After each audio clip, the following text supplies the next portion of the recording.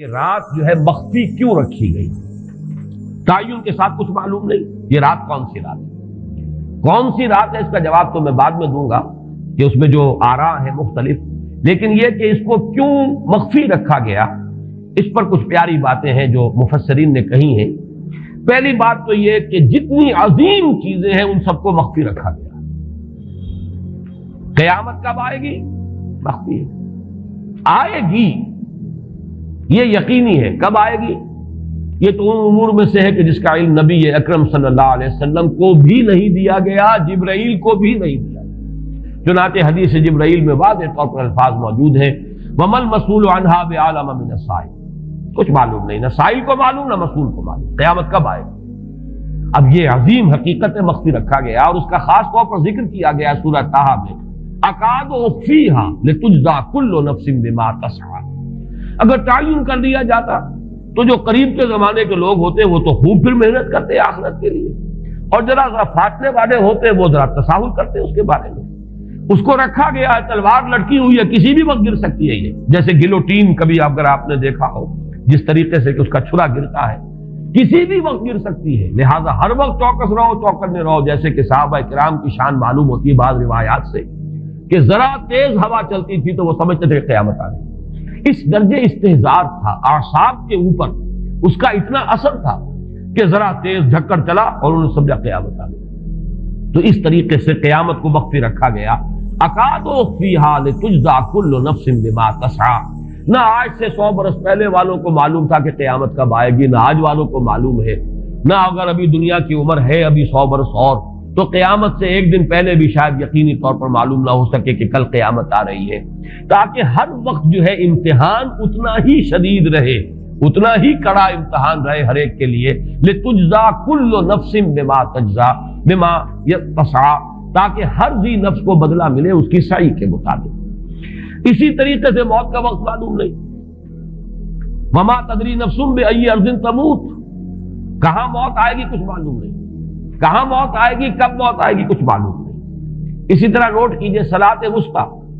حافظوا علی الصلوات والصلاۃ الوسطیٰ معین نہیں ہے، اس کے لیے آراء اگرچہ ہے، اکثر آراء جمع ہو گئی ہیں صلاۃ العصر کے بارے میں، لیکن تعین سے حتمی طور پر نہیں کہہ سکتے۔ یہ رائے بھی ہے کہ کوئی بھی معین نہیں، تمام نمازیں جو ہیں وہ صلاۃ وسطیٰ کے حکم میں۔ بہترین نماز کوشش کرو کہ پوری محافظت کرو، صرف نماز کی نہیں، بہترین نماز، ہر نماز تمہاری بہترین نماز ہونی چاہیے، ہر روز روز عید ہو، ہر شب شب برات۔ اگر اللہ تعالیٰ کے ساتھ کوئی قلبی ربط ہے تو ہر دن جو گزر رہا ہے وہ روز عید ہے، اور ہر شب جو گزر رہی ہے وہ شب برات ہے۔ لیکن اگر وہ کہ انسان کو غفلت ان کے قلب پر طاری ہے تو وہ عید کا دن بھی اس کے لیے ایک عام دن ہے، اور شب برات بھی اس کے لیے ویسی ہی ایک رات ہے جیسی کہ ہر روز آتی ہے اور چلی جاتی ہے۔ اس اعتبار سے اس کو بھی خاص جو ہے معین نہیں کیا گیا صلاۃ وسطیٰ کون سی ہے۔ اسی طرح بعض روایات میں جو آتا ہے اس میں اعظم، اللہ کا ایک نام ایسا ہے کہ اس کے واسطے سے اللہ سے جو بات مانگی جائے وہ رد نہیں ہو، لیکن وہ کون سا نہیں بتایا گیا۔ اقوال ہیں، اندازے ہیں، حی و قیوم پر زیادہ، الحی القیوم پر زیادہ لوگوں کا جو ہے وہ اجماع ہوا ہے، لیکن یہ کہ یقین سے نہیں کہہ سکتے۔ تو اسی میں اس کو بھی نوٹ کر لیجئے کہ اس کو مخفی رکھا گیا ہے لیلۃ القدر کو۔ لوگ زیادہ سے زیادہ محنت کریں، زیادہ سے زیادہ مشقت کریں، اس کے لیے جو بھی اس کی قدر و منزلت سے کسی درجے میں آگاہ ہے، وہ اگر معین ہی ہو جاتا کہ ایک شب یہ ہے تو پھر تو سب کے سب اس رات میں محنت کر لیتے، باقی راتیں جو ہیں وہ پھر سونی اور ویران گزرتی۔ لیکن یہ کہ مطلوب یہ ہے کہ زیادہ سے زیادہ راتیں آباد ہوں، زیادہ سے زیادہ راتوں میں ذکر ہو، عبادت ہو، دعا ہو، اس لیے اس کو مخفی رکھا گیا۔ یہ حکمت ہے۔ اس میں بھی ایک عجیب نکتہ ہے جو امام راضی رحمۃ اللہ علیہ نے بیان کیا ہے، اور حوالہ اگرچہ نہیں دیا اس حدیث کا، لیکن ایک روایت کے حوالے سے بات بیان کی ہے کہ اس کے ظاہر نہ کرنے میں بھی اللہ کی ایک شفقت اور رحمت ہے بندوں کے حق میں، اس لیے کہ اس کی قدر جتنی زیادہ ہے اتنی ہی اس کی ناقدری پر سزا ہوگی۔ اگر معلوم ہو کہ یہ شب ہے اور اس کی ناقدری کو انسان کرے تو گویا کہ پھر وہ اتنا ہی زیادہ مورد عقاب اور مورد سزا بن جائے گا۔ اس کے لیے ایک بڑا پیارا واقعہ نقل کیا امام راضی نے کہ حضور صلی اللہ علیہ وسلم حضرت علی رضی اللہ تعالی عنہ ایک روز مسجد میں داخل ہوئے، ساتھ ہی آئے ہیں، دیکھا کہ ایک شخص سو رہا ہے، نماز کا وقت ہو چکا تھا۔ حضور نے حضرت علی سے فرمایا کہ اسے جگا دو، اسے ہوش میں لے آؤ تاکہ یہ وضو کرے، نماز کے لیے تیاری کرے۔ حضرت علی نے امتثال امر کیا، جا کر جگا دیا۔ لیکن پھر ایک سوال کیا حضرت علی کہ حضور آپ تو خود نیکی کے کاموں میں بہت سبقت فرمانے والے ہیں، سباق بالخیر یہ لفظ آئے، سبقت کرنے والے بہت کثرت کے ساتھ، تو آپ نے یہ جو ہے یہ کام خود کیوں نہیں فرمایا اور مجھے کیوں اس کے لیے آپ نے حکم دیا؟ آپ خود بھی اسے جگا سکتے تھے۔ آپ نے فرمایا کہ تم اس کی حکمت کو سمجھ لو، میرے جگانے پر اگر وہ نہ جاگتا اور انکار کر دیتا تو کفر ہو جاتا اس کے حق میں، اور تمہارے جگانے پر اگر کوئی تساہل سے بھی وہ کام لیتا تو وہ کفر نہ ہوتا۔ تو یہ ایک فرق ہے کہ اللہ تعالیٰ کی طرف سے ایک شفقت ہے کہ حضور صلی اللہ علیہ وسلم جگاتے اور کسی درجے میں وہ انکار کر دیتا۔ کبھی ایسا بھی ہوتا آدمی نیند میں ہے اور وہ کہتا جاؤ جاؤ مجھے آرام کرنے دو، تو اگر میرے ساتھ یہ معاملہ ہوتا تو وہ کفر کے درجے کو پہنچ جاتی بات، لیکن اگر تمہارے ساتھ یہ معاملہ ہو بھی جاتا تو اس درجے شدید نہ ہوتا۔ تو گویا کہ حضور نے اس شخص پر شفقت کے اعتبار سے یہ شکل اختیار کی کہ خود نہیں جگایا، بلکہ یہ کہ حضرت علی رضی اللہ تعالیٰ عنہ کو حکم دیا کہ اسے جگا دو۔ تو یہ نقطہ کہ لیلۃ القدر کے اخفاء میں یہ بات بھی ہے کہ اگر اس کو عیاں کر دیا جاتا، معین کر دیا جاتا، تو پھر جو لوگ اس سے غافل رہتے پھر وہ بہت سخت ناقدری کا ارتکاب کرتے اور بڑی سزا کے مستوجب ہو جاتے۔ میں یہ کہہ سکتا ہوں کہ تقریباً اجماع ہے اس پر کہ یہ رات رمضان مبارک ہی کی ایک رات ہے۔ اس کی دلیل ایک تو یہ کہ القرآن یفسر بعضہ بعضا کے اصول کے مطابق قرآن مجید کے اندر سورہ بقرہ میں یہ واضح کر دیا گیا شہر رمضان الذی انزل فیہ القرآن،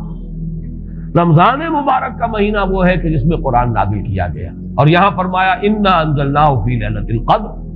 ہم نے اس کو اتارا ہے لیلۃ القدر میں۔ ان دونوں کو جوڑیے تو اس کا ایک لا محالہ جو ایک انیویٹیبل رزلٹ نکلتا ہے وہ یہی ہے کہ یہ لیلۃ القدر رمضان مبارک میں۔ دوسری اس کی تائید ہوتی ہے وہ مشہور حدیث جس کو الحمدللہ کہ ہم نے بہت عام کیا ہے، رمضان مبارک کی آمد سے قبل کوشش ہوتی ہے ہر سال جو ہے اس کی یاد دہانی کرا دی جائے۔ ایک طویل خطبہ جو حضور نے دیا تھا، خطبنا رسول اللہ صلی اللہ علیہ وسلم فی آخر یوم من شعبان، یہ حضرت سلمان فارسی رضی اللہ تعالیٰ عنہ سے مروی ہے کہ حضور نے شعبان کے آخری دن ہمیں خطبہ ارشاد فرمایا، یا ایھا الناس قد اظلکم شہر عظیم شہر مبارک شہر فیہ لیلۃ خیر من الف شہر، لوگوں آگاہ ہو جاؤ، تم پر ایک بہت مبارک مہینے نے، بڑی عظمت والے مہینے نے سایہ کر دیا ہے، سایہ فگن ہو گیا ہے تم پر ایک مہینہ جو بڑی عظمت والا ہے، شہر عظیم جو بڑی برکت والا ہے، شہر مبارک، اور تیسرا جملہ اس میں یہی ہے شہر فیہ لیلۃ خیر من الف شہر، وہ مہینہ کہ جس میں ایک رات وہ بھی ہے کہ جو 1000 مہینوں سے افضل ہے۔ ان دونوں چیزوں کے حوالے سے تقریباً دلائل بھی موجود ہیں، اور ویسے یہ کہ جیسا کہ میں عرض کر چکا ہوں اجماع ہے کہ یہ رمضان مبارک ہی کی ایک شب ہے۔ لیکن رمضان مبارک کی کون سی شب ہے؟ اس پر بعض مفسرین نے تو لکھا ہے کہ 40 قول ہیں۔ چنانچہ صاحب تفسیر مظہری قاضی ثناء اللہ پانی پتی نے، میں نے وہ تفصیل تو نہیں پڑھی، کہ 40 قول نقل کیے، لیکن امام راضی نے جو 9 قول نقل کیے ہیں وہ میں تیزی کے ساتھ آپ کو سنا دیتا ہوں۔ ابن رزین رحمہ اللہ کا قول یہ ہے کہ رمضان کی پہلی شب ہے۔ حضرت حسن بصری رحمت اللہ علیہ یہ ہے تابعین میں سے، اس لیے میں رضی اللہ عنہ نہیں کہہ رہا، رحمت اللہ علیہ، حضرت حسن بصری رحمت اللہ علیہ کی رائے ہے کہ یہ 17ویں شب ہے، یعنی وہ شب کہ پھر جس کے اگلے دن جو ہے وہ غزوہ بدر ہوا ہے، یوم الفرقان۔ حضرت انس رضی اللہ تعالی عنہ مرفوعاً روایت کرتے ہیں کہ یہ 19ویں شب ہے۔ محمد بن اسحاق جو بہت بڑے سیرت نگار ہیں حضور کے، ان کا قول ہے کہ یہ 21ویں شب ہے۔ حضرت عبداللہ ابن عباس رضی اللہ تعالی عنہما سے قول جو ہے مروی ہے کہ یہ 23ویں شب ہے۔ حضرت عبداللہ ابن مسعود رضی اللہ تعالی عنہ سے مروی ہے کہ یہ 24ویں شب ہے، اور اس کو میں ذرا اہمیت دیتا ہوں اس لیے کہ 24ویں شب جو ہے سورہ علق کی ابتدائی آیات کے نزول کے ضمن میں کچھ حساب کتاب کے جوڑنے سے 24ویں اور 25ویں شب کا بھی معاملہ جڑتا ہے، جو کہ میں نے آپ کو سورہ علق کے درس کے دوران بتایا تھا۔ اس کے بعد حضرت ابو ذر غفاری رضی اللہ تعالیٰ عنہ کا قول ہے کہ یہ 25ویں شب ہے۔ اس کے بعد حضرت ابی ابن کعب رضی اللہ تعالیٰ عنہ کا قول ہے یہ وہ ہے جن کو کہ حضور نے خود فرمایا کہ اقرأہم ابی بن کعب، قرآن مجید کے سب سے بڑے قاری حضرت ابی بن کعب ہیں رضی اللہ تعالی عنہ، اور ان کے بھی سینے پر آپ نے تھپکی دی تھی کہ ایک سوال کیا آپ نے کہ سب سے عظیم سورت کون سی ہے،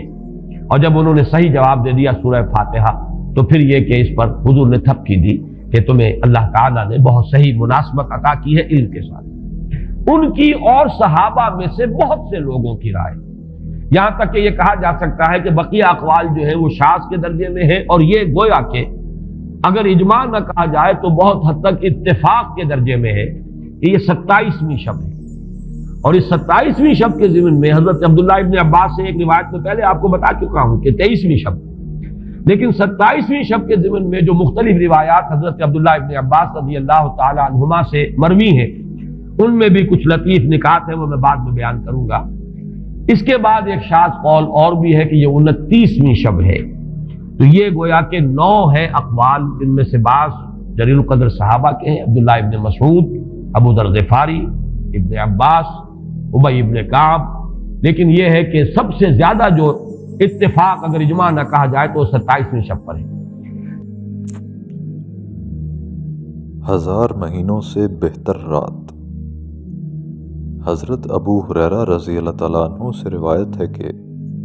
رسول اللہ صلی اللہ علیہ وآلہ وسلم نے فرمایا، تم پر رمضان کا مبارک مہینہ آیا ہے جس میں اللہ تعالیٰ نے تم پر روزے فرض کیے ہیں۔ اس میں آسمان یعنی جنت کے دروازے کھول دیے جاتے ہیں اور جہنم کے دروازے بند کر دیے جاتے ہیں اور سرکش شیاطین باندھ دیے جاتے ہیں۔ اس میں اللہ کی طرف سے ایک ایسی رات ہے جو 1000 مہینوں سے زیادہ بہتر ہے۔ جو اس رات کی بھلائی سے محروم رہا وہ بس محروم ہی رہ گیا۔ یہ حدیث بھی نبی صلی اللہ علیہ وآلہ وسلم کے ان خطبات میں سے ہے جو آپ صلی اللہ علیہ وآلہ وسلم رمضان المبارک کی آمد کے موقع پر صحابہ کرام رضوان اللہ علیہم اجمعین کو اس مبارک مہینے کی اہمیت اور برکات سے آگاہ فرمانے کے لیے دیا کرتے تھے۔ اس میں آپ صلی اللہ علیہ وآلہ وسلم نے پہلی بات یہ بتائی کہ رمضان بڑی ہی برکت والا مہینہ ہے اور اس کے روزے امت پر فرض کیے گئے ہیں۔ برکت کے اصل معنی ہیں افزائش کے۔ رمضان کے مہینے کو مبارک مہینہ اس لیے کہا گیا ہے کہ اس کے اندر بھلائیاں نشونما پاتی ہیں اور نیکیوں کو افزونی نصیب ہوتی ہے۔ اس کے برعکس برائیاں بڑھنے کے بجائے سکڑتی چلی جاتی ہیں اور ان کی ترقی رک جاتی ہے۔ دوسری بات یہ فرمائی، اس مہینے میں ایک ایسی رات ہے جو 1000 مہینوں سے زیادہ بہتر ہے۔ اس سے مراد لیلۃ القدر ہے، یعنی وہ رات جس میں قرآن مجید نازل ہوا، جیسا کہ خود قرآن مجید میں ارشاد ہوا ہے، ہم نے اس قرآن کو شب قدر میں نازل کیا ہے اور تم کیا جانو کہ شب قدر کیا ہے؟ شب قدر 1000 مہینوں سے زیادہ بہتر ہے۔ حقیقت یہ ہے کہ قرآن مجید کا نزول انسانیت کے لیے عظیم الشان خیر کی حیثیت رکھتا ہے اور انسان کے لیے اس سے بڑی کوئی خیر نہیں ہو سکتی۔ اس لیے فرمایا گیا کہ وہ رات جس میں یہ قرآن مجید نازل ہوا ہے 1000 مہینوں سے زیادہ بہتر ہے۔ دوسرے لفظوں میں پوری انسانی تاریخ میں کبھی 1000 مہینوں میں بھی انسانیت کی بھلائی کے لیے وہ کام نہیں ہوا ہے جو اس ایک رات میں ہوا ہے۔ 1000 مہینوں کے لفظ کو گنے ہوئے 1000 نہ سمجھنا چاہیے، بلکہ اس سے بہت بڑی کثرت مراد ہے۔ چنانچہ اس رات میں جو اپنی بھلائی کے لحاظ سے 1000 مہینوں سے بھی افضل ہے، جس آدمی نے اللہ تعالیٰ کی عبادت کی اور اس سے لو لگائی، اس نے بہت بڑی بھلائی حاصل کر لی، کیونکہ اس رات میں بندے کا اللہ کی طرف رجوع کرنا یہی معنی تو رکھتا ہے کہ اسے اس رات کی اہمیت کا پورا احساس ہے۔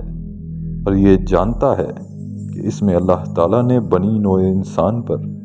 یہ کتنا بڑا احسان کیا ہے کہ اپنا کلام نازل فرمایا۔ اس لیے جس آدمی نے اس رات میں عبادت کا اہتمام کیا، گویا اس نے اللہ تعالیٰ کا شکر ادا کیا اور اپنے عمل سے یہ ثابت کیا کہ اس کے دل میں قرآن مجید کی صحیح قدر و قیمت کا احساس موجود ہے۔ جو اس رات کی بھلائی سے محروم رہا وہ محروم ہی رہ گیا۔ اس کا مطلب یہ ہے کہ اگر ایک شخص اس رات میں اللہ کی عبادت کے لیے کھڑا نہیں ہوتا تو گویا اسے قرآن مجید کی اس نعمت عظمیٰ کا احساس ہی نہیں ہے جو اس رات میں اللہ تعالیٰ نے اتاری تھی۔ اگر اسے اس بات کا احساس ہوتا تو وہ ضرور رات کے وقت عبادت کے لیے کھڑا ہوتا اور شکر ادا کرتا کہ اے اللہ، یہ تیرا احسان عظیم ہے کہ تو نے مجھے قرآن جیسی نعمت عطا فرمائی ہے۔ بے شک یہ بھی تیرا احسان ہے کہ تو نے مجھے کھانے کے لیے روٹی اور پہننے کے لیے لباس عنایت فرمایا، لیکن تیرا اصل احسان عظیم مجھ پر یہ ہے کہ تو نے مجھے ہدایت دی اور دین حق کی روشنی دکھائی، مجھے تاریکیوں میں بھٹکنے سے بچایا اور علم حقیقت کی وہ روشن شمع عطا کی جس کی وجہ سے میں دنیا میں سیدھے راستے پر چل کر اس قابل ہوا کہ تیری خوشنودی حاصل کر سکوں۔ بس جس شخص کو اس نعمت کی قدر و قیمت کا احساس ہوگا وہ اس رات میں اللہ تعالیٰ کا شکر ادا کرنے کے لیے کھڑا ہو گیا اور اس کی بھلائی لوٹ لے جائے گا۔ لیکن جو شخص اس رات میں ادائے شکر کے لیے خدا کے حضور کھڑا نہیں ہوا وہ اس کی بھلائی سے محروم رہ گیا اور در حقیقت ایک بہت بڑی بھلائی سے محروم رہ گیا۔ لیلۃ القدر سے محرومی بہت بڑی محرومی ہے۔ حضرت انس بن مالک رضی اللہ تعالیٰ عنہ سے روایت ہے کہ رمضان کا مہینہ آیا تو نبی صلی اللہ علیہ وسلم نے فرمایا، یہ مہینہ تمہارے اوپر آیا ہے اور اس میں ایک رات ہے جو 1000 مہینوں سے زیادہ بہتر ہے۔ جو اس سے محروم رہ گیا وہ تمام کی تمام بھلائی سے محروم رہ گیا، اور اس کی بھلائی سے محروم وہی رہتا ہے جو ہے ہی بے نصیب۔ اس مقام پر یہ بات سمجھ لینی چاہیے کہ لیلۃ القدر کے متعلق یہ وضاحت نہیں کی گئی ہے کہ وہ کون سی رات ہے۔ نبی صلی اللہ علیہ وسلم نے جو کچھ بتایا ہے وہ بس یہ ہے کہ وہ رات رمضان کے آخری عشرے کی طاق راتوں میں آتی ہے، یعنی وہ رات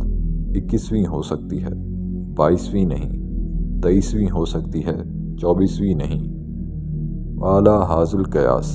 وہ آخری عشرے کی طاق رات ہے۔ یہ فرمانے کے بعد اس بات کو بغیر تعین کے چھوڑ دیا گیا کہ وہ کون سی رات ہے۔ عام طور پر لوگ 27ویں رمضان کے بارے میں یہ خیال کرتے ہیں کہ وہ لیلۃ القدر ہے، لیکن یہ بات قطعیت کے ساتھ نہیں کہی جا سکتی کہ رمضان کی 27ویں شب ہی لیلۃ القدر ہے۔ البتہ جو بات تعین کے ساتھ کہی جا سکتی ہے وہ فقط یہ ہے کہ وہ آخری عشرے کی کوئی طاق رات ہے۔ لیلۃ القدر کا قطعی طور پر تعین نہ کرنے میں یہ حکمت کار فرما نظر آتی ہے کہ آدمی ہر طاق رات میں اس امید پر اللہ کے حضور کھڑا ہو کر عبادت کرے کہ شاید یہی لیلۃ القدر ہو۔ لیلۃ القدر اگر اس نے پا لی تو اس کے معنی یہ ہوئے کہ وہ جس چیز کا طالب تھا وہ اسے مل گئی۔ اس کے بعد اس نے جو چند مزید راتیں اللہ تعالیٰ کی عبادت میں گزاری تو وہ اس کی نیکی میں مزید اضافے کی موجب بنے گی۔ اس مقام پر ایک اور بات بھی ذہن نشین رہنی چاہیے کہ چونکہ ساری دنیا میں رمضان کی ایک ہی تاریخیں نہیں ہوئیں اور ان میں رد و بدل ہوتا رہتا ہے، اس لیے یہ بات یقین سے کہنا مشکل ہے کہ کس آدمی کو واقعی وہ اصل رات میسر آ گئی۔ اس لیے ایک طالب صادق کو ہر رمضان میں اسے تلاش کرنا چاہیے۔ رمضان کا جو آخری عشرہ اعتکاف کے لیے مقرر کیا گیا ہے، اس میں ایک حکمت یہ بھی ہے کہ اعتکاف کا ثواب آدمی کو الگ ملے، اور چونکہ اعتکاف کی حالت میں اس کی تمام طاق راتیں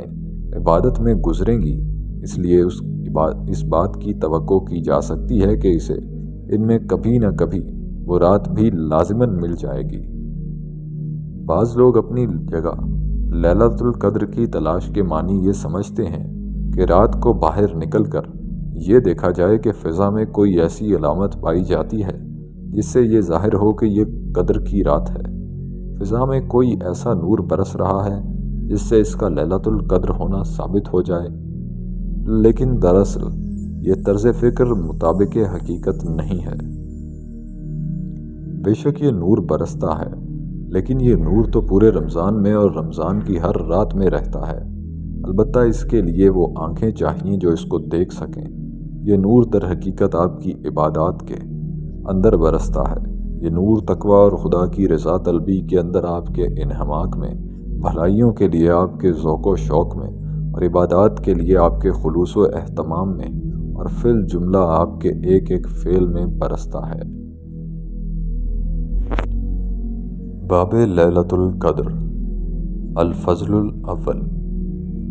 لیلۃ القدر رمضان کے آخری عشرے کی طاق راتوں میں ہے۔ حضرت عائشہ رضی اللہ تعالیٰ عنہا بیان کرتی ہیں کہ رسول اللہ صلی اللہ علیہ وسلم نے فرمایا، لیلۃ القدر کو رمضان کی آخری 10 راتوں کی طاق تاریخوں یعنی 21، 23، 25، 27 اور 29 تاریخوں میں تلاش کرو۔ لیلۃ القدر اس خاص رات کا نام نہیں ہے بلکہ اس کی صفت ہے، چونکہ قرآن مجید اس خاص رات میں نازل کیا گیا تھا، اس لیے اس کو قدر کی رات کہا گیا ہے۔ قدر سے کیا مراد ہے؟ قدر کے کئی معنی ہو سکتے ہیں۔ ایک معنی یہ ہے کہ وہ رات بہت ہی احترام کے قابل اور بڑی عظمت والی ہے کیونکہ اس میں قرآن مجید نازل کیا گیا۔ اس کے علاوہ قدر کا لفظ قضاء و قدر کے معنوں میں بھی ہو سکتا ہے، کیونکہ قرآن مجید میں یہ بیان کیا گیا ہے کہ ملائکہ اور جبریل اس رات میں اپنے رب کے حکم سے ہر طرح کے احکام و فرامین لے کر نازل ہوتے ہیں۔ چنانچہ اس کے معنی تقدیر بنانے کی رات کے بھی ہو سکتے ہیں۔ بعض مفسرین نے قدر کو تنگی کے معنوں میں لیا ہے، اور وہ لیلۃ القدر کا مفہوم یہ قرار دیتے ہیں کہ اس معاملے میں اللہ نے تنگی کی ہے کہ اس کی صحیح تاریخ لوگوں کو بتائی جائے، لیکن یہ ایک دور کا مفہوم ہے۔ لیلۃ القدر کے متعلق یہ وضاحت نہیں کی گئی کہ وہ رمضان کی کون سی رات ہے۔ نبی صلی اللہ علیہ وسلم نے جو کچھ بتایا ہے وہ بس یہ ہے کہ وہ رات رمضان کے آخری عشرے کی طاق راتوں میں آتی ہے، اس لیے اسے انہی راتوں میں تلاش کرو۔ لیلۃ القدر کا قطعی طور پر تعین نہ کرنے میں یہ حکمت کار فرما نظر آتی ہے کہ آدمی ہر طاق رات میں اس امید پر اللہ کے حضور میں کھڑا ہو کر عبادت کرے کہ شاید یہی لیلۃ القدر ہو۔ لیلۃ القدر اگر اس نے پالی تو اس کے معنی یہ ہوئے کہ جس چیز کا وہ طالب تھا وہ اسے مل گئی۔ اب اس کے بعد اس نے جو چند مزید راتیں اللہ تعالیٰ کی عبادت میں گزاریں تو وہ اس کی نیکی میں اور اضافے کا باعث بنے گی۔ لیلۃ القدر کے بارے میں صحابہ کرام کا خواب۔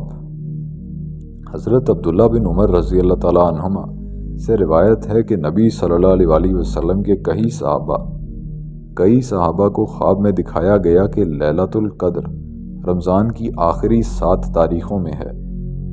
جب یہ بات رسول اللہ صلی اللہ علیہ وسلم کی خدمت میں عرض کی گئی تو آپ صلی اللہ علیہ وسلم نے فرمایا، میں دیکھ رہا ہوں کہ تم لوگوں کے خواب رمضان کے آخری 7 دنوں کے بارے میں متفق ہو گئے ہیں، بس اب جو شخص لیلۃ القدر کی تلاش کرے تو وہ رمضان کی آخری 7 تاریخوں میں تلاش کرے۔ یہاں یہ بات بھی سمجھ لینی چاہیے کہ جو متعدد احادیث ایک دوسرے سے مختلف آئی ہیں ان کے اختلاف کی ایک وجہ یہ بھی ہو سکتی ہے کہ کوئی حدیث زمانی اعتبار سے پہلے کی ہو اور کوئی بعد کی، کیونکہ راویوں نے احادیث کی روایت کرتے وقت ان کا زمانہ بیان نہیں کیا ہے۔ اس حدیث میں بھی ایسا کوئی تعین نہیں کیا گیا ہے کہ یہ کس زمانے سے تعلق رکھتی ہے۔ اوپر حضرت عائشہ رضی اللہ تعالیٰ عنہ کی روایت میں حضور کا یہ ارشاد نقل ہوا ہے، کہ لیلۃ القدر کو رمضان کی آخری 10 تاریخوں میں تلاش کر۔ یہاں بہت سے صحابہ کے خواب کا ذکر کیا گیا ہے جس کے مطابق وہ رمضان کی آخری 7 تاریخوں میں سے کوئی رات ہے۔ چنانچہ رسول اللہ صلی اللہ علیہ وسلم نے یہ دیکھ کر کہ کئی صحابہ کو ایک ہی خواب نظر آیا ہے، یہ فرمایا کہ اب لیلۃ القدر کو رمضان کی آخری 7 تاریخوں میں تلاش کرو۔ اس سے یہ اندازہ ہوتا ہے کہ حضرت عائشہ رضی اللہ تعالیٰ عنہ کی روایت پہلے کی ہے اور حضرت ابن عمر رضی اللہ تعالیٰ عنہ کی بعد کی ہے۔ واللہ عالم بالصواب۔ ایسی احادیث کو یہ کہہ کر رد نہیں کیا جا سکتا کہ یہ باہم متضاد ہیں، بلکہ در حقیقت ان میں اختلاف ترتیب زمانی کی تقدیم اور تاخیر کی وجہ سے ہوا ہے، اور اس نوع کا اختلاف ان کو متضاد یا غلط قرار دیے جانے کی دلیل نہیں بن سکتا۔ لیلۃ القدر رمضان کے آخری عشرے کی طاق راتوں میں تلاش کرنے کی ہدایت۔ حضرت عبداللہ بن عباس رضی اللہ تعالیٰ عنہما بیان کرتے ہیں کہ رسول اللہ صلی اللہ علیہ وسلم نے فرمایا، لیلۃ القدر کو تلاش کرو رمضان کی آخری 10 تاریخوں میں، یعنی 21 یا 29 کو، 23 یا 27 کو یا 25 کو۔ حدیث کے متن میں فی تاسیہ طبقہ کے اور ایسے ہی دوسرے الفاظ آئے ہیں۔ یہ دراصل عربی زبان میں اعداد بیان کرنے کا ایک خاص طریقہ ہے۔ اگر ان کا لفظی ترجمہ کیا جائے تو مفہوم خبط ہو جائے گا۔ عربوں میں چونکہ لکھنے پڑھنے کا رواج نہیں تھا، اس لیے وہ اپنا حساب کتاب عام طور پر انگلیوں سے کیا کرتے تھے۔ ان کے ہاں اعداد بیان کرنے کے بعض دوسرے طریقے بھی رائج تھے۔ انہی میں سے ایک خاص طریقہ یہ بھی تھا جس کے مطابق یہاں گنتی کر کے تاریخوں کی وضاحت کی گئی ہے۔ حدیث کے متن سے یہ بات ظاہر ہوتی ہے کہ اس کا زمانہ بھی وہی ہے جو حضرت عائشہ رضی اللہ تعالیٰ عنہ کی روایت کا ہے۔ البتہ فرق یہ ہے کہ حضرت عائشہ رضی اللہ تعالیٰ عنہ کی روایت میں آخری عشرے کی طاق راتوں کا ذکر کر کے چھوڑ دیا گیا ہے، لیکن حضرت ابن عباس رضی اللہ تعالیٰ عنہ کی روایت میں تاریخوں کی صراحت بھی موجود ہے کہ لیلۃ القدر کو آخری عشرے کی ان راتوں میں تلاش کرنا چاہیے۔ اس طرح یہ حدیثیں باہم مختلف ہونے کے باوجود ایک دوسرے کے خلاف نہیں ہیں، بلکہ دراصل ایک دوسرے کی تائید کرتی ہیں۔ لیلۃ القدر کی تلاش میں حضور صلی اللہ علیہ وسلم کا پورا رمضان اعتکاف میں گزرنے کا واقعہ۔ حضرت ابو سعید خدری رضی اللہ تعالیٰ عنہ بیان کرتے ہیں کہ ایک مرتبہ رسول اللہ صلی اللہ علیہ وسلم نے رمضان کے پہلے دن اعتکاف کیا، پھر ایک مرتبہ آپ صلی اللہ علیہ وسلم نے ایک ترکی طرز کے خیمے کے اندر رمضان کے درمیانی 10 دن اعتکاف کیا۔ اعتکاف ختم ہونے پر آپ صلی اللہ علیہ وسلم نے اپنا سر مبارک خیمے سے باہر نکالا اور فرمایا، میں نے اس رات کی تلاش میں پہلے 10 دن کا اعتکاف کیا، پھر میں نے بیچ کے 10 دن کا اعتکاف کیا۔ تب میرے پاس آنے والا آیا اور اس نے مجھ سے کہا کہ لیلۃ القدر رمضان کی آخری 10 راتوں میں ہے، بس جو لوگ میرے ساتھ اعتکاف میں بیٹھے تھے انہیں چاہیے کہ وہ اب آخری 10 دن بھی اعتکاف کریں۔ مجھے یہ رات لیلۃ القدر دکھائی گئی تھی مگر پھر بھلا دی گئی، اور میں نے یہ دیکھا کہ میں اس رات کی صبح کو پانی اور مٹی میں برسات کی وجہ سے نماز پڑھ رہا ہوں، بس تم لوگ اسے رمضان کے آخری 10 دنوں کی طاق تاریخوں میں تلاش کرو۔ اس کے بعد حضرت ابو سعید خدری رضی اللہ تعالیٰ عنہ بیان فرماتے ہیں کہ ایک رات کو جس کا وہ ذکر کر رہے ہیں بارش ہوئی، اور مسجد نبوی ایک ایسے چبوترے پر تھے جس پر کھجوروں کے پتوں کا چھپر تھا اور نیچے مسجد میں کوئی فرش نہیں تھا۔ بارش کی وجہ سے مسجد رات کو ٹپکی اور میری آنکھوں نے رسول اللہ صلی اللہ علیہ وسلم کو دیکھا کہ 21ویں تاریخ کی صبح کو آپ کی پیشانی مبارک پر پانی اور مٹی کا نشان تھا۔ امام بخاری اور امام مسلم مفہوم کے لحاظ سے اس حدیث پر متفق ہیں، اور حضرت عبداللہ بن انیس نے اپنی روایت میں یہ الفاظ کہے ہیں کہ یہ رات 23ویں تھی۔ اسے امام مسلم رحمہ اللہ نے روایت کیا ہے۔ رمضان کے مختلف حصوں میں رسول اللہ صلی اللہ علیہ وسلم کے اعتکاف بیٹھنے کے واقعے سے یہ معلوم ہوتا ہے کہ آپ صلی اللہ علیہ وسلم لیلۃ القدر کو تلاش کر رہے تھے۔ یہی وجہ ہے کہ پہلے آپ صلی اللہ علیہ وسلم نے رمضان کے پہلے 10 دن اعتکاف کیا، پھر بیچ کے دنوں میں کیا، پھر آپ صلی اللہ علیہ وسلم کو اشارہ کیا گیا کہ لیلۃ القدر رمضان کے آخری 10 دنوں میں ہے۔ چنانچہ آپ صلی اللہ علیہ وسلم نے ان صحابہ سے جو آپ صلی اللہ علیہ وسلم کے ساتھ اعتکاف میں بیٹھے تھے یہ فرمایا کہ اب تم بھی آخری 10 دنوں میں اعتکاف کرو۔ حدیث کے متن میں یہ جو الفاظ آئے ہیں ان کا ترجمہ یہ ہے کہ وہ رات مجھے بھلا دی گئی، یہ نہیں فرمایا کہ میں بھول گیا۔ اس جگہ ایک نازک نکتہ ہے کہ اگر اللہ تعالیٰ کی طرف سے کوئی چیز بطور ہدایت نازل ہو یا کسی چیز کا علم اللہ تعالیٰ کی طرف سے رسول اللہ صلی اللہ علیہ وسلم کو دیا گیا ہو تو وہ اسے بھول جائے تو اس کے معنی یہ ہوں گے کہ نعوذ باللہ رسالت محفوظ نہیں ہے۔ ظاہر ہے کہ ایسا ہونا بعید از عقل و امکان ہے، لیکن اگر اللہ تعالیٰ کی طرف سے بھلا دیا جائے تو اسے اختیار ہے کہ وہ اپنے نبی صلی اللہ علیہ وسلم کے ذہن سے جس بات کو چاہے محو کر دے۔ جس طرح اللہ تعالیٰ ہر کام کے کرنے کا اختیار رکھتا ہے، اسی طرح وہ اپنے کیے ہوئے کسی کام کو محو کر دینے اور منسوخ کر دینے کا اختیار بھی رکھتا ہے۔ چنانچہ اللہ تعالیٰ نے وہ علم اپنے نبی سے چھپایا بھی نہیں، لیکن اس کو ظاہر کرنے کے بعد اس کے ذہن سے اس کو محو بھی کر دیا، تاکہ جس چیز کی خبر اللہ تعالیٰ لوگوں کو نہیں دینا چاہتا تھا وہ لوگوں تک نہ پہنچے۔ اسی لیے حضور نے ارشاد فرمایا کہ وہ رات مجھے بھلا دی گئی۔ اب یہ سوال ہے کہ راوی حدیث حضرت ابو سعید خدری رضی اللہ تعالیٰ عنہ کے اخذ کردہ اس نتیجے کی حقیقت کیا ہے کہ لیلۃ القدر رمضان کی 21ویں رات ہے؟ تو اس کا جواب یہ ہے کہ چونکہ نبی صلی اللہ علیہ وسلم نے یہ بتایا تھا کہ مجھے خواب میں جو چیز دکھائی گئی ہے وہ یہ تھی کہ وہ کوئی بارش والی رات ہے اور صبح کو میں نے کیچڑ میں سجدہ کیا ہے، اس لیے جب لوگوں نے دیکھا کہ 21 تاریخ کو بارش ہوئی ہے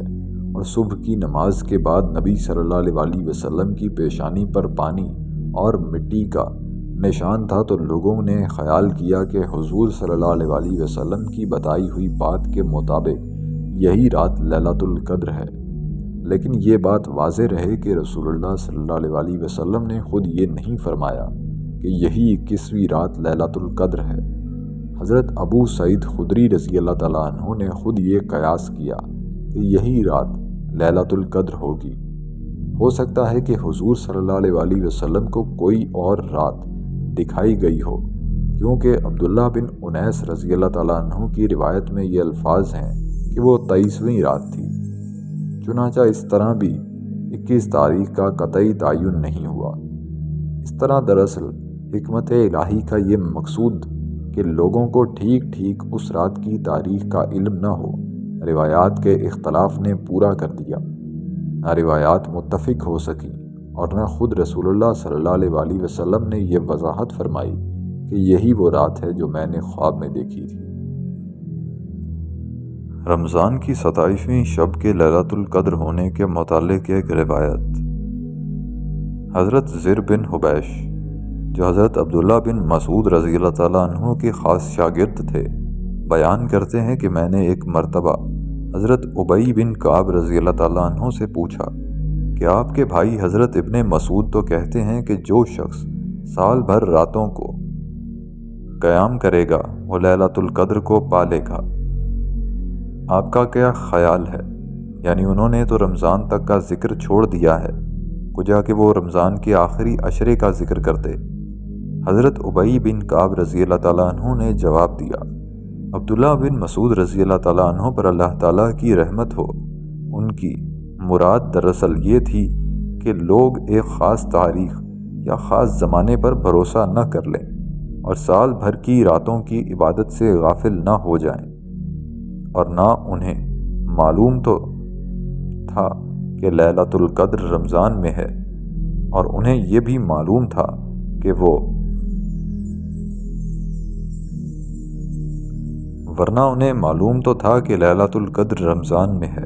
اور انہیں یہ بھی معلوم تھا کہ وہ رمضان کی آخری 10 تاریخوں میں ہے، اور یہ بھی کہ وہ رمضان کی 27ویں رات ہے۔ پھر حضرت ابی بن کعب نے بغیر استثناء کیے ہوئے حلفاً یہ کہا کہ وہ رمضان کی 27ویں تاریخ ہے۔ پس میں نے پوچھا کہ اے ابو منظر، حضرت ابی بن کعب کی کنیت، آپ یہ بات کس بنا پر کہہ رہے ہیں؟ انہوں نے جواب دیا، ایک علامت یا نشانی کی بنا پر کہہ رہا ہوں جو رسول اللہ صلی اللہ علیہ وسلم نے ہمیں بتائی تھی، اور وہ نشانی یہ ہے کہ اس روز جو سورج نکلے گا اس میں شعاع نہیں ہوگی۔ شعاع نہیں ہوگی سے مراد یہ ہے کہ شعاع میں تیزی نہیں ہوگی۔ ایسا اس بنا پر بھی ہو سکتا ہے کہ بادل ہونے کی وجہ سے سورج کی شعاعیں بہت ہلکی اور دھیمی ہوں، اور یہ بھی ہو سکتا ہے کہ اس روز ویسے ہی شعاعوں میں تیزی اور چمک کم ہو۔ اب دیکھنا یہ ہے کہ کیا اس علامت سے قطعی طور پر لیلۃ القدر کا تعین کیا جا سکتا ہے؟ حضرت ابی بن کعب رضی اللہ تعالیٰ عنہ نے اول تو اپنے اجتہاد سے یہ رائے قائم کی کہ چونکہ نبی صلی اللہ علیہ وسلم نے یہ علامت بتائی ہے اور فلاں تاریخ کو جو 27ویں تھی میں نے یہ علامت دیکھی ہے، اس لیے ضرور یہ 27ویں تاریخ ہی لیلۃ القدر کی تاریخ ہوگی، حالانکہ کسی اور تاریخ کو بھی سورج نکلنے کی یہ کیفیت ہو سکتی تھی۔ دوسرے یہ کہ خود لا شعاع لہا کے الفاظ بھی اس بات کا قطعی طور پر تعین نہیں کرتے کہ سورج کے طلوع ہونے کی کس کیفیت کا نام ہے۔ اس بنا پر بھی یہ ممکن نہیں ہے کہ ہمیشہ کے لیے 27ویں تاریخ کا تعین کر دیا جائے، یا کسی اور تاریخ کو کھڑے ہو کر ایک آدمی یہ دیکھے کہ آج سورج کی شعاع کیسی پڑ رہی ہے، اور وہ اپنی جگہ یہ خیال کر کے کہ لا شعاع لہا کی کیفیت ہے یہ طے کر دے کہ آج کی تاریخ وہ خاص تاریخ ہے۔ یہاں بھی دیکھیے کہ اللہ تعالیٰ کی یہ حکمت کس طرح پوری ہو رہی ہے کہ لوگوں کو یقینی طور پر یہ معلوم نہ ہو کہ لیلۃ القدر کون سی رات ہے۔ عشرہ آخر میں نبی صلی اللہ علیہ وسلم کا اہتمام عبادات۔ حضرت عائشہ رضی اللہ تعالیٰ عنہ بیان فرماتی ہیں کہ رسول اللہ صلی اللہ علیہ وسلم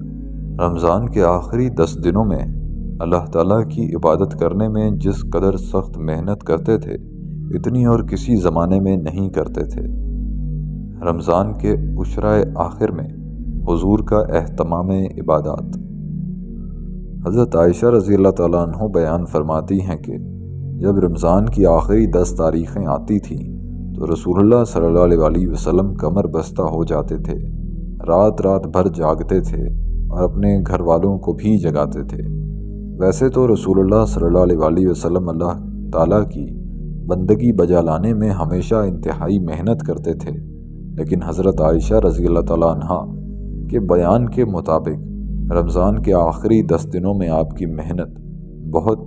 زیادہ بڑھ جاتی تھی۔ الفضل الثانی،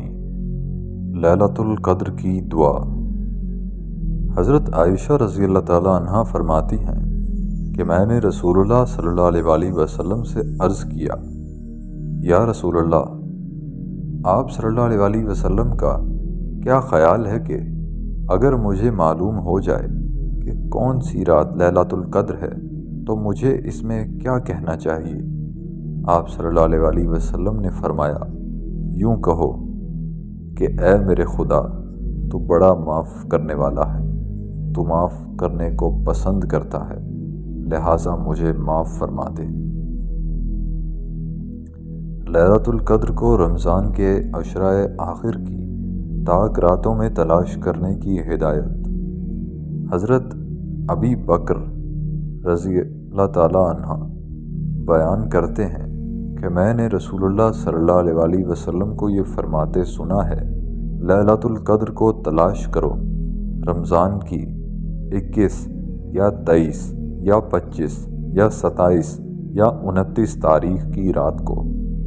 اس سے پہلے بھی یہ بات بتکرار گزر چکی ہے کہ لیلۃ القدر رمضان کے آخری عشرے میں ہے، تاک راتوں میں ہے، اور آخری عشرے کی تاک راتیں یہی ہیں، یعنی 21ویں، 23ویں، 25ویں، 27ویں اور 29ویں۔ لیلۃ القدر ہر رمضان میں ہوتی ہے۔ حضرت عبداللہ بن عمر رضی اللہ تعالیٰ عنہ بیان کرتے ہیں کہ رسول اللہ صلی اللہ علیہ وسلم سے لیلۃ القدر کے بارے میں پوچھا گیا تو آپ صلی اللہ علیہ وسلم نے فرمایا کہ وہ رمضان میں ہوتی ہے، جس رات میں قرآن نازل کیا گیا تھا اور جس کو قرآن مجید میں لیلۃ القدر کہا گیا ہے۔ چونکہ وہ رمضان کی ایک رات تھی، اس لیے لازماً ہر رمضان میں ایک رات لیلۃ القدر ہے، لیکن کون سی رات ہے اس کا تعین نہیں ہو سکتا، بجز اس کے کہ وہ رمضان کے آخری عشرے کی تاک راتوں میں سے کوئی رات ہے۔ حضرت عبداللہ بن انیس کو ہر ماہ کی 23ویں شب مسجد نبوی میں گزارنے کی نصیحت۔ حضرت عبداللہ بن انیس رضی اللہ تعالیٰ عنہ بیان کرتے ہیں کہ میں نے رسول اللہ صلی اللہ علیہ وسلم سے عرض کیا، یا رسول اللہ، میرا گھر جنگل میں ہے، وہیں میں رہتا ہوں اور وہیں اللہ کے فضل سے نماز پڑھتا ہوں۔ آپ صلی اللہ علیہ وسلم مجھے ایک رات بتا دیجئے جس میں اس مبارک مسجد نبوی میں حاضر ہوا کروں اور رات یہیں عبادت میں بسر کیا کروں۔ حضور صلی اللہ علیہ وسلم نے ارشاد فرمایا کہ 23ویں رات کو آ جایا کرو۔ بعد کے راوی کا قول ہے کہ حضرت عبداللہ بن انیس رضی اللہ تعالیٰ عنہ کے صاحبزادے حمزہ بن عبداللہ سے پوچھا گیا کہ آپ کے والد اس رات میں کیا کرتے تھے؟ انہوں نے بتایا کہ وہ 22ویں تاریخ کو نماز عصر کے وقت مسجد نبوی میں جاتے تھے تو صبح کی نماز پڑھنے تک مسجد مبارک سے نہیں نکلتے تھے، سوائے اس کے کہ کوئی خاص حاجت پیش آ جائے۔ پھر جب صبح کی نماز پڑھتے تو مسجد کے باہر ان کی سواری موجود ہوتی اور وہ اس پر بیٹھ کر جنگل واپس آ جاتے۔ اس حدیث میں یہ بات واضح نہیں ہے کہ حضرت عبداللہ بن انیس کا 23ویں رات کو مسجد نبوی میں جانا رمضان ہی میں ہوتا تھا یا غیر رمضان میں بھی، کیونکہ رمضان کا لفظ اس حدیث میں نہیں آیا ہے۔ اس میں یہ بات بھی واضح نہیں ہے کہ حضرت عبداللہ نے نبی صلی اللہ علیہ وسلم سے لیلۃ القدر ہی کے بارے میں یہ عرض کیا تھا کہ میں لیلۃ القدر آپ کے پاس مسجد میں گزارنا چاہتا ہوں۔ اس لیے اس حدیث سے یہ بات یقین کے ساتھ نہیں کہی جا سکتی کہ 23 تاریخ لیلۃ القدر کی تاریخ ہے۔ معلوم ایسا ہوتا ہے کہ جس راوی سے یہ حدیث مروی ہے انہوں نے حضرت عبداللہ بن انیس سے اتنی تفصیلات معلوم نہیں کی اور نہ ان کے صاحبزادے سے پوچھا کہ آیا انہوں نے لیلۃ القدر کی خاطر یہ بات پوچھی تھی، اور یہ کہ انہوں نے رمضان کے مہینے کی کوئی تاریخ پوچھی تھی، یا یہ کہ حضور صلی اللہ علیہ وسلم نے یہ فرمایا تھا کہ ہر مہینے 23 تاریخ کو آ کے مسجد نبوی میں رہا کرو۔ اس لیے یہ حدیث اس بارے میں صریح نہیں ہے کہ آپ نے یہ لیلۃ القدر کی تاریخ بتائی تھی۔ اگر اس کی وضاحت ہوتی تو اس بات کا تعین ہو جاتا کہ 23 تاریخ کی رات لیلۃ القدر ہے۔ الفضل الثالث، حضور صلی اللہ علیہ وسلم کو پہلے لیلۃ القدر کا علم دیا گیا تھا۔ حضرت عبادہ بن صامت رضی اللہ تعالیٰ عنہ سے روایت ہے کہ ایک مرتبہ نبی صلی اللہ علیہ وسلم مسجد نبوی سے یا اپنے خانہ مبارک سے نکلے تاکہ ہمیں لیلۃ القدر کی خبر دیں۔ اتنے میں وہ مسلمان آپس میں جھگڑنے لگے۔ اس پر آپ نے ہم سے فرمایا کہ میں تو تمہیں لیلۃ القدر کی خبر دینے نکلا تھا، مگر فلاں اور فلاں آپس میں جھگڑ پڑے اور اس دوران میں وہ اٹھا لی گئی، یعنی اس رات کا علم مجھ سے رفع کر لیا گیا۔ شاید تمہاری بھلائی اسی میں تھی، لہٰذا اب تم اسے 21ویں یا 23ویں یا 25ویں رات کو تلاش کرو۔ اب تک جتنی احادیث گزری ہیں ان سب پر نگاہ ڈالنے سے معلوم ہوتا ہے کہ اللہ تعالیٰ کی یہ کوئی خاص حکمت اور مصلحت ہے کہ اس نے لیلۃ القدر حتمی طور پر حضور صلی اللہ علیہ وسلم کو نہیں بتائی، اور آپ کو اس بات پر مامور نہیں کیا کہ آپ لوگوں کو یہ بتائیں کہ فلاں رات لیلۃ القدر ہے۔ نبی صلی اللہ علیہ وسلم کو زیادہ سے زیادہ جو بات بتانے کی اجازت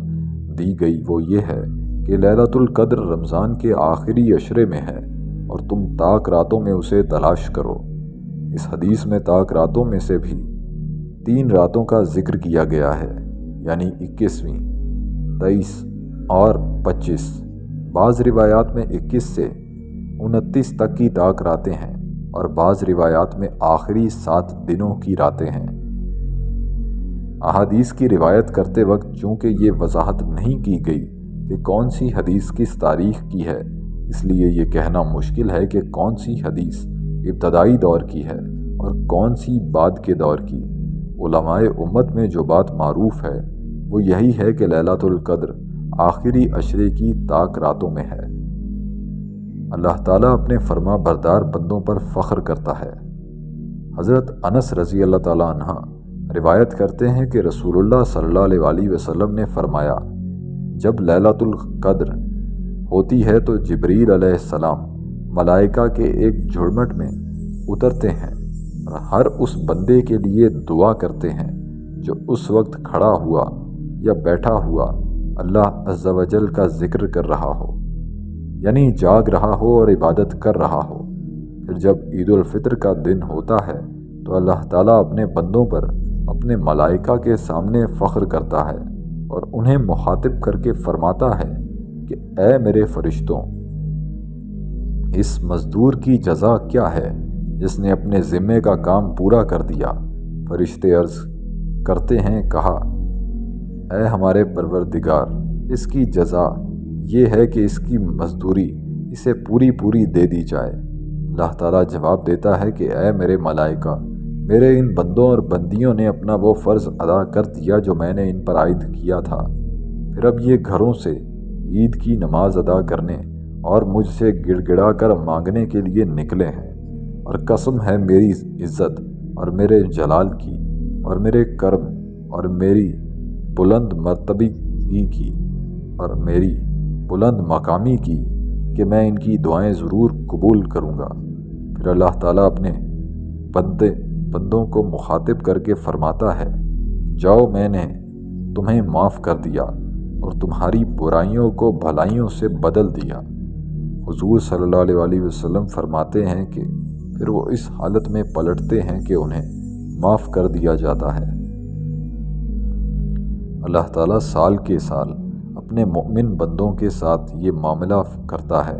کیونکہ انہوں نے رمضان میں روزے رکھے اور لیلۃ القدر کی تلاش میں راتوں کو عبادت کرتے رہے، پھر عید کے روز نماز کے لیے نکلے اور انہوں نے اللہ تعالیٰ سے دعائیں مانگی۔ اس کے نتیجے میں وہ اس کے ہاں مغفرت اور مہربانیاں حاصل کر کے پلٹے۔ 27ویں رات کنفرم نہیں ہے، کوئی نہیں جانتا کہ وہ رات کون سی ہے۔ اللہ نے اس کو پوشیدہ ہی رکھا اور اللہ کے رسول علیہ السلام نے بھی تعین نہیں کی، اس لیے ہم نہیں جانتے کہ وہ کون سی رات ہے۔ زیادہ امکان جو ہے نا، جو طاق راتیں ان میں ہے 21 گزر چکی، 23 اگلی 25 27 اور 29 باقی ہیں، اور دوسری راتوں میں بھی ہو سکتی ہے، کوئی جانتا نہیں۔ بلکہ بہت بڑے نیک لوگ کہتے ہیں کہ سارے سال میں ہو سکتی ہے، کوئی پتہ نہیں کس مہینے میں آ جائے۔ وہ کہتے ہیں رمضان شریف میں وہ سال تھی جب قرآن نازل ہوا، ورنہ بڑے بڑے اولیاء کا مشاہدہ کہ ہم نے تو شعبان میں بھی دیکھی، ربیع الاول میں بھی دیکھی۔ اور ابن مسعود رضی اللہ عنہ فرماتے ہیں کہ جو سارا سال قیام اللیل کرے، تہجد پڑھے، خود ہی اس کو مل جائے گی۔ اس لیے یہ کوئی نہ طے شدہ بات نہیں کہ لیلۃ القدر کہاں ہے، کون سی ہے۔ اب اگر رمضان میں بھی مانے تو اس کا کیا کہ شروع سے لے کر آخر تک کس رات میں ہے، یا آخری 10 دنوں میں، آخری 10 دنوں میں تو وہ ایک ہی رات ہے جو جمی رہتی ہے یا بدلتی رہتی ہے، کبھی کوئی کبھی کوئی۔ اس کے بارے میں لوگوں نے اپنے مشاہدے لکھے۔ ابن حبیرہ لکھتے ہیں اپنی الفسا میں کہ میں نے تو بھائی دیکھی تو اس وقت نا 21ویں رات، اور حضور کے زمانہ میں 21ویں رات کو لوگوں نے دیکھا۔ آپ نے کہا تھا، مجھے یہ دکھایا گیا کہ اس دن بارش ہوگی اور میں کیچڑ میں سجدہ کروں گا، کیونکہ چھت پتوں کی نا ٹپک پڑتی، واقعی اس نے فجر کے وقت آپ نے کی، اور 1 سال 23 کے وقت بھی یہی ہوا، اور کئی لوگوں کا وہ ابن بیرا لکھتے ہیں انہوں نے سکھا لوگوں نے، ہم نے 27 پہ دیکھی، بدلتی رہتی جگہ، کوئی اس کا متعین نہیں، کوشش کرنی چاہیے، آپ ڈھونڈیں گے نا، ملے نہ ملے آپ کو نیت کے مطابق اجر ملے گا، ہاں نیت کو اللہ تعالیٰ دیکھے گا، آپ اس نیت سے کھڑے ہو جایا کریں کہ مولا تو نے پوشیدہ رکھا، ہم سوالی ہیں دروازے پر کھڑے، ہماری جولیاں بھر دے ذوالفضل العظیم ہے، آپ اس فکر میں نہ پڑھیں، باقی دعا ان دنوں میں پڑھیں جو رسول کریم علیہ السلام نے ام المومنین سیدہ عائشہ صدیقہ رضی اللہ تعالیٰ نے کو تعلیم کی کہ یہ راتیں جن میں شب قدر کا امکان ہے، پوچھا کیا پڑھوں، آگے بھی میں نے ایک درس میں کہا تھا، آپ بھی سن لیں، اللہم انک عفو تحب العفو فاعف عنی، ساری باتیں چھوڑ کر مرد عورتیں نا جو نہیں بھی اعتکاف میں وہ بھی ان دنوں میں یہی پڑھیں، اللہ تو بہت معاف کرنے والا ہے، معاف کرنے سے خوش ہوتا ہے، میں گناہگار اور قصوروار ہوں، معاف فرما دے۔ رحمت یہ چاہتی ہے کہ اپنی زبان سے کہہ دے گناہگار کے تقصیر ہو، میرے بھائی ان دنوں میں نا بس جوڑیاں پھیلاؤ کہ مجرم ہیں قصوروار ہیں، نہ معلوم آئندہ یہ رمضان آئے نہ آئے، حضرت جابر رضی اللہ عنہ کی یہ دعا بھی میں نے لکھوائی، لوگوں نے فوٹو اسٹیٹ کر کے تقسیم کر دی، یہ بھی پورے رمضان میں ہر سال پڑھنی چاہیے، اگر نہیں پڑھی آج سے شروع کر دیں، اللہم لا تجعلہ آخر العہد من صیامنا ایاہ، اے اللہ یہ روزے میرے آخری روزے نہ ہوں، پھر موقع دینا، وَإِن جَعَلْتَهُ، اور اگر تو فیصلہ کر چکا کہ میری زندگی کے یہ آخری ہیں، فَاجْعَلْنِي مَرْحُومًا وَلَا تَجْعَلْنِي مَحْرُومًا، تو مجھ کو ان میں داخل کر دے جن پر رحمت ہو گئی ہے، ان بد نصیبوں میں نہ کرنا کہ رمضان گزر گیا اور میں اسی طرح مجرم رہ گیا، اگر موت ہی مقدر ہے تو پھر ایسا کر، یہ چھوٹی سی دعا جو ہے نا یہ ضرور پڑھیں، اللہم لا تجعلہ آخر العہد من صیامنا ایاہ وَإِن جَعَلْتَهُ فَاجْعَلْنِي مَرْحُومًا وَلَا تَجْعَلْنِي مَحْرُومًا، ہر بندہ سوچے آئے گا شاید رمضان یا نہیں آئے گا، اس لیے کرام لے کے جبریل امین جس رات اترے، اس رات کو اللہ تعالیٰ نے لیلۃ القدر کہتا بھی یہ بڑے اہم فیصلے کی رات ہے، اس دن قسمتاں دے فیصلے ہوندے ہیں، یا میں امتاں ڈوب دینا یا انہوں نے اتنے چڑھن کا حکم دے دینا، اسی طرح عام انسانوں کا لیلۃ القدر تقدیر دی رات ہے، روز فرشتے تنزل الملائکۃ والروح، خود فرشتے اترتے اور وہ ہی نہیں اترتے، جبریل امین خود آؤں فرشتوں کا سردار نال، سلام ہی حتی مطلع الفجر، اور اے رات شام تو لے کے فجر ہون تک ساری رحمتاں دی رات، اس تو جڑا دماغاں سمایا نا ہر بندہ سوال کر رہا بھی یار کسے ملک کی رات کدوں آؤندی کہ ملک، انہوں نے ایک مومنٹ سمجھا کہ کھ چمکنے والا لمحہ جڑا گزر نہیں، پوری رات وہ برکت والی، جتھے جتھے وہ رات آؤندی جانی ہے اس علاقے چ وہ برکتاں ملدیاں جانی، کوئی پریشان ہونے کی رات نہیں، جی اسی جمعہ اپنے وقت سے پڑھ رہے ہیں، مکے چ لوگوں نے اپنے وقت سے پڑھنا، ہر علاقے کی لیلۃ القدر جڑی الگ ہونی ہے، ساری رات خدا کی طرف رحمتاں دا میਂਹ برسنا، اس پر آخری دن اللہ دے رسول اللہ صلی اللہ علیہ وسلم کوشش کرتے تھے تلاش کریے، اس بھی زیادہ فکر مند ہونے کی لوڑ نہیں، نہ ساری رات جاگن کی لوڑ ہے، عشاء کی نماز اور فجر کی نماز جڑی نا جماعت نہ پڑھو تاکہ ساری رات جاگن کا ثواب لکھا جائے، تے تہجد پڑھ لو تو ادوں آلہ، باقی آرام کرو سو، انشاءاللہ جدو اس نیت نہ تسی عشاء اور فجر پڑھی یا تہجد کی نماز پڑھی کہ اللہ تعالیٰ جڑی بھی رات ہے نا جو لیلۃ القدر ہے وہ تہجد کا ثواب سانو دے، 1000 مہینے تو بہتر ہو جانے۔ اب میرے ساتھ گنتے جائیے کہ کون کون سے ایسے اعمال ہیں جو کہ آپ ان 10 راتوں میں کر سکتے ہیں۔ سب سے پہلے نماز باجماعت پڑھنا، اگر آپ مساجد نہیں جا سکتے due to the lockdown situation تو گھر میں بھی آپ جماعت کا اہتمام کر سکتے ہیں۔ نبی کریم صلی اللہ علیہ وسلم کی حدیث کے مطابق جو شخص بھی رات کی نماز عشاء کی نماز جماعت کے ساتھ پڑھتا ہے اس کو آدھی رات کی عبادت کا ثواب ملتا ہے، اور جو شخص فجر کی نماز جماعت کے ساتھ پڑھتا ہے اس کو باقی کی رات کا بھی ثواب ملتا ہے، یعنی کہ اگر آپ صرف عشاء کی اور فجر کی نماز جماعت کے ساتھ پڑھ لیں تو آپ کو پوری رات کی عبادت کا اجر مل جائے گا۔ دوسری چیز ہے خوب اللہ تعالیٰ کا ذکر کرنا۔ ایسے بہت سارے مسنون اذکار ہیں جو کہ ہیں تو بہت چھوٹے لیکن اپنے اجر و ثواب میں بہت زیادہ ہیں، مثلا لا الہ الا اللہ وحدہ لا شریک لہ لہ الملک ولہ الحمد وہو علی کل شیء قدیر، یا پھر آپ پڑھ سکتے ہیں لا حول ولا قوۃ الا باللہ، یا پھر آپ پڑھ سکتے ہیں سبحان اللہ وبحمدہ سبحان اللہ العظیم، یا پھر سبحان اللہ الحمدللہ اللہ اکبر لا الہ الا اللہ۔ یہ وہ سارے اذکار ہیں جو آپ کو زیادہ سے زیادہ پڑھنے چاہیے۔